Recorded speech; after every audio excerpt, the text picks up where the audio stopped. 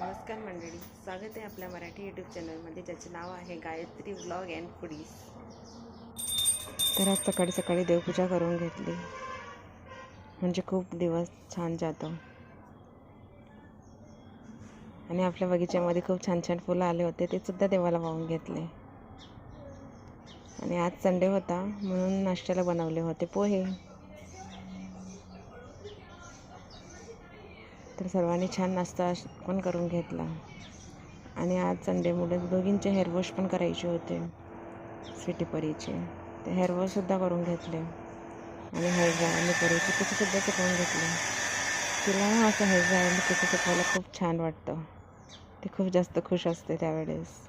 आणि तिला 10 वाजता ट्युशन होतं, त्यामुळे तिला रेडी करून क्लासला पाठवलं.